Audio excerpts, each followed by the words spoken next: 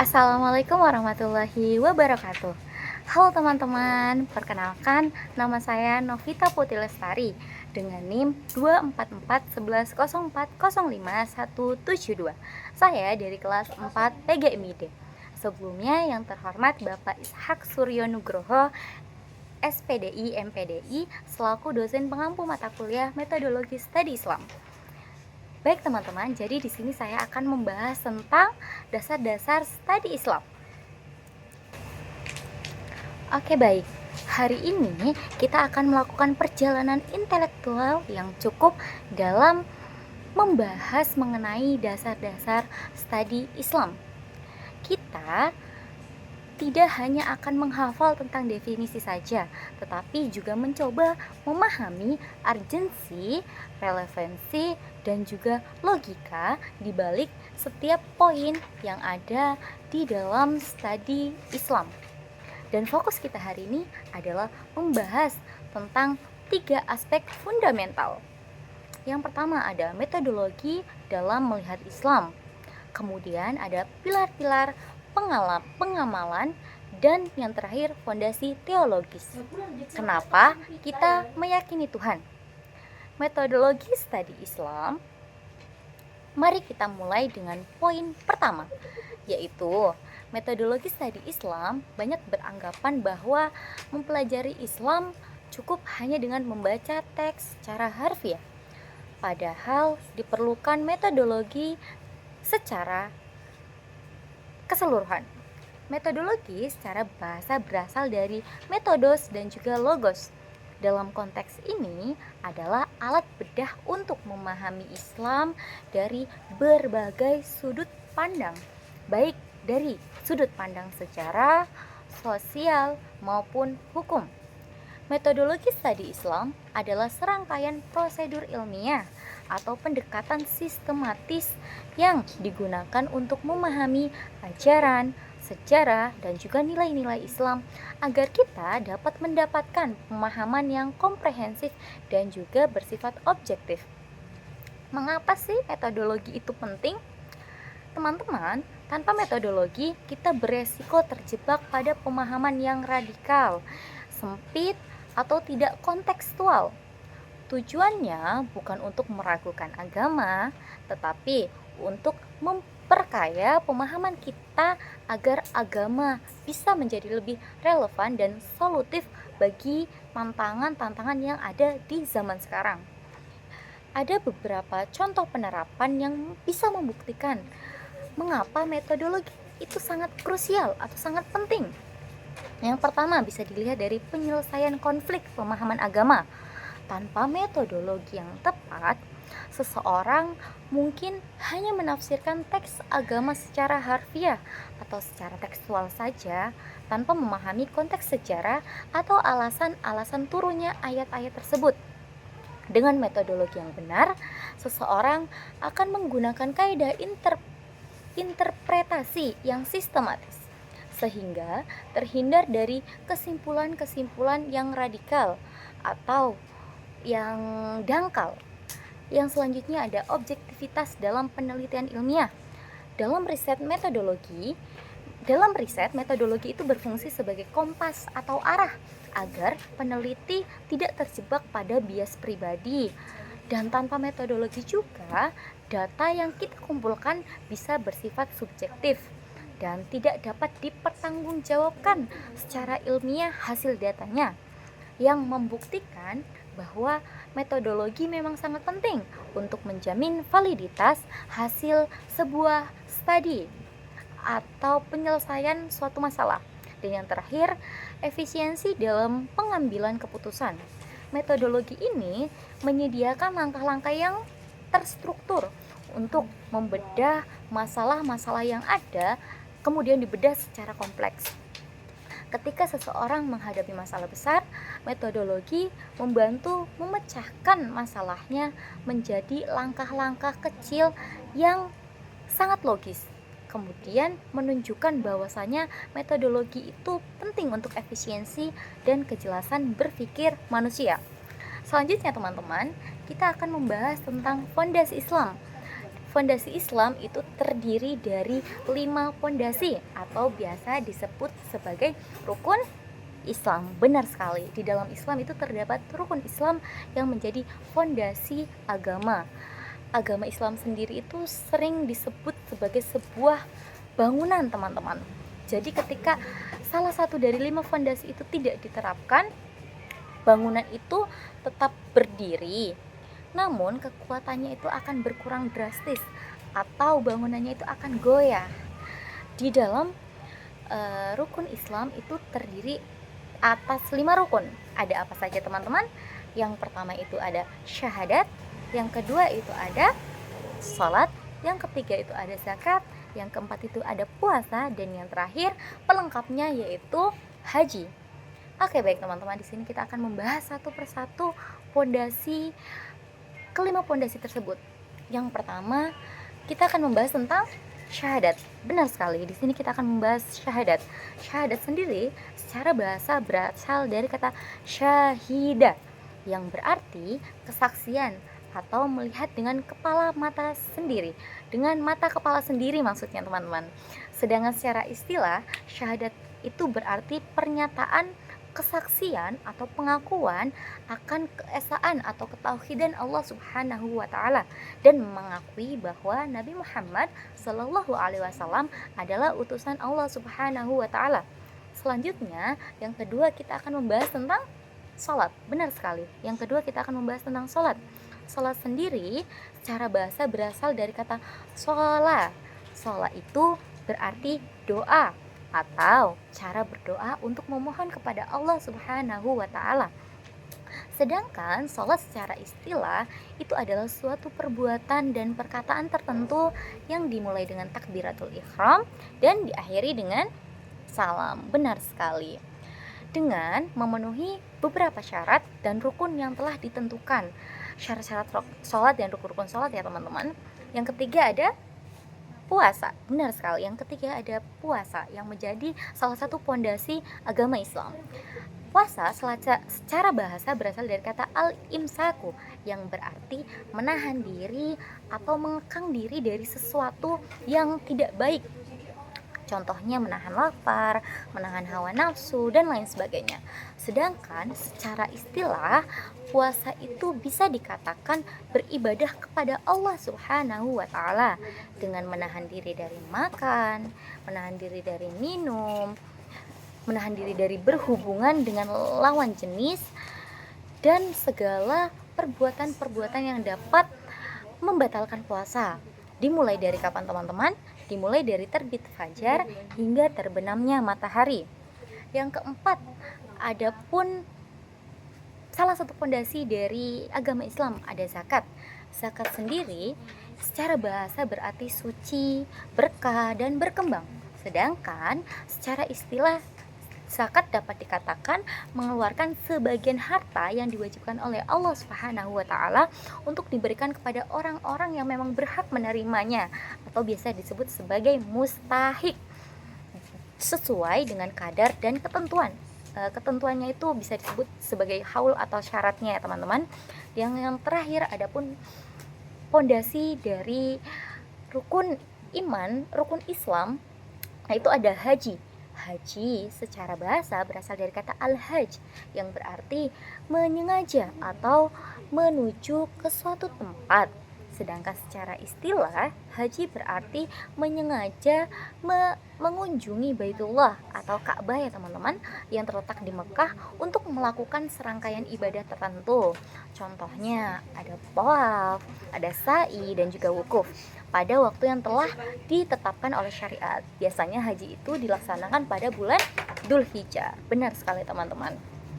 Selanjutnya ada pertanyaan-pertanyaan yang sering didengarkan oleh saya sendiri. Pertanyaannya itu, apakah masih bisa dikatakan seorang muslim apabila kelima pondasi tersebut tidak dilaksanakan teman-teman? Secara teologi sendiri, iman dan amal adalah dua hal yang berbeda. Seseorang yang mengakui syahadat tetaplah disebut sebagai muslim. Namun, ia berada dalam kondisi iman yang tidak sempurna, teman-teman. Bisa kita bandingkan dengan analogi kesehatan.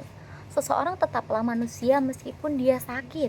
Namun, pengabaian terhadap rukun ini secara sengaja dapat mengikis kualitas keberislaman seseorang hingga akhirnya menjadi sekedar status identitas belaka saja. Status sebagai seorang muslim, teman-teman, bagi mereka yang tidak menjalankan salah satu pondasinya, mereka dapat dikatakan sebagai seorang muslim selama mereka tidak mengingkari prinsip utama dalam syahadat. Syahadat itu adalah pondasi dasar yang menentukan status seseorang di dalam Islam. Ketika orang sudah bersyahadat, berarti orang tersebut sudah mengakui bahwasanya dia itu percaya kepada Allah dan Rasulullah. Kemudian adapun kondisi keislaman dari seseorang yang tidak menjalankan salah satu rukun pilar agama Islam. Jika seseorang meninggalkan salah satu pondasinya saja, seperti sholat, puasa, zakat, maupun haji, ia tidak otomatis keluar dari Islam atau tidak murtad ya teman-teman, selama ia masih meyakini kebenaran kewajiban tersebut. Namun, ia menjadi seorang muslim yang kurang sempurna dalam pengamalan agamanya. Yang selanjutnya ada konsekuensi pengabaian. Ketika seseorang mengabaikan atau tidak menjalankan salah satu pondasi yang sudah diwajibkan untuk dilaksanakan bagi umat Islam,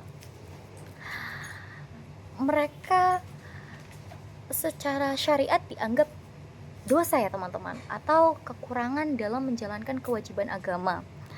Ibadah-ibadah ini dipandang sebagai pilar bangunan Islam.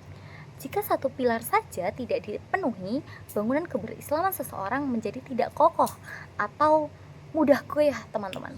Dengan demikian, meski statusnya memang sebagai seorang muslim maupun muslimah, tetap ada kualitas keberislaman yang dinilai berdasarkan sejauh mana ia mampu memenuhi seluruh pondasi-pondasi tersebut sebagai bentuk ketundukan kepada Allah Subhanahu wa taala. Kemudian ada dalil nakli dan dalil akli tentang eksistensi Tuhan. Selanjutnya teman-teman, ada pertanyaan, mengapa kita harus percaya dengan adanya Tuhan? Ada yang bisa menjawab teman-teman? Bisa cantumkan di kolom komentar ya teman-teman. Pertanyaan ini adalah pertanyaan mendasar yang dijawab Islam melalui dua jalur teman-teman. Ada dalil nakli dan juga dalil akli. Apa sih itu dalil nakli dan apa itu dalil akli? Dalil nakli itu bisa disebut dengan wahyu teman-teman. Dalil ini otoritas tertinggi bagi seorang muslim. Ada beberapa ayat yang relevan dengan pertanyaan ini. Salah satunya ada Quran surah Al-Ikhlas yang berbunyi A'udzubillahi minasyaitonirrajim. Bismillahirrahmanirrahim. Qul huwallahu ahad, Allahus samad, lam yalid wa lam yulad wa lam yakul lahu kufuwan ahad. Shadaqallahul azim. Dari surah tersebut terdapat isi kandungan yang menegaskan keesaan Allah. Yang pertama ada tauhid. Pada ayat pertama menegaskan bahwa Allah adalah Tuhan yang Maha Esa atau tunggal maupun satu. Tidak ada sekutunya. Yang singkatnya itu bahwasanya Allah itu hanya satu teman-teman. Yang kedua, Allah sebagai tempat bergantung. Ayat kedua menyatakan bahwa Allah adalah Asy-Syamad, yaitu As-Samad, yaitu tempat segala makhluk menyandarkan diri, meminta segala sesuatu kebutuhannya. Dialah Maha Kaya dan dialah yang tidak membutuhkan apapun. Sementara kita sebagai umatnya itu adalah makhluk yang harus bergantung kepada Allah Subhanahu wa taala. Penolakan terhadap konsep keturunan. Ayat ketiga ini menegaskan bahwasanya Allah tidak beranak, Allah tidak pula diperanakan. Ini merupakan bantahan bagi orang-orang yang meyakini atau orang-orang yang menyekutukan Allah dengan konsep keluarga atau keturunan, teman-teman. Yang selanjutnya tidak ada yang setara. Ayat keempat itu menyatakan bahwa tidak ada satupun yang setara, serupa atau sebanding dengan Allah Subhanahu wa taala, baik dalam zatnya, sifatnya maupun perbuatan-perbuatannya.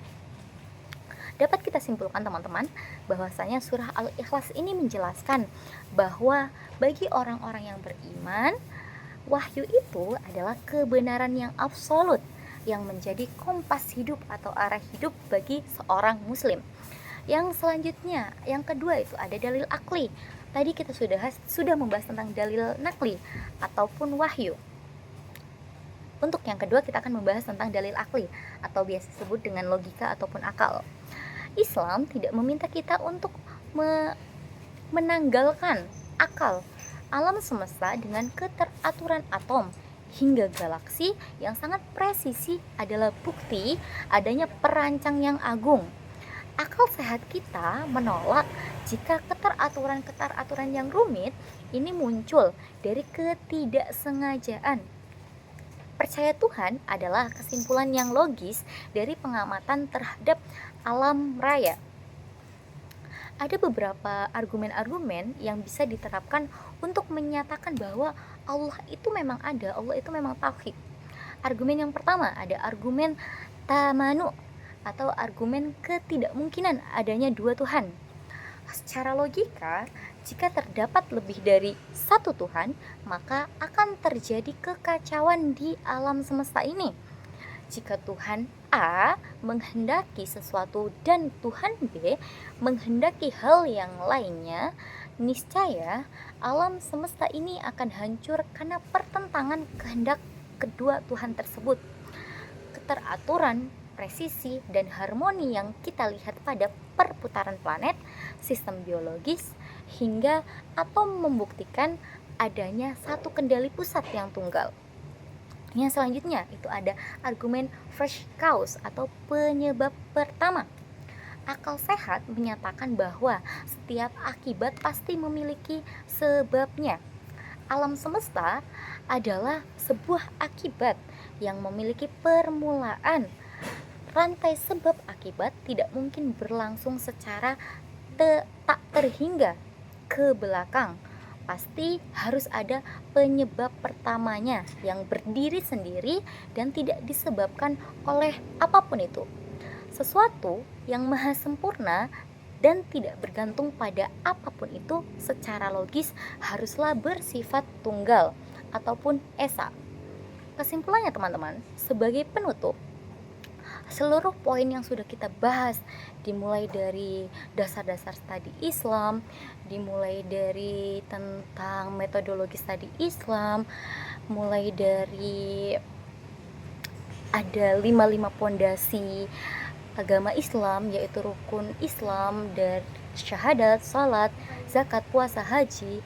Itu semua poin-poin yang sudah kita bahas itu sebenarnya itu mereka saling berkaitan atau saling bersinggungan satu dengan yang lainnya, yang dimana metodologi yang benar itu akan membantu kita untuk memahami 5 pondasi dengan proporsional dan keyakinan pada Tuhan, memberikan alasan mengapa kita harus menjalankan semua itu.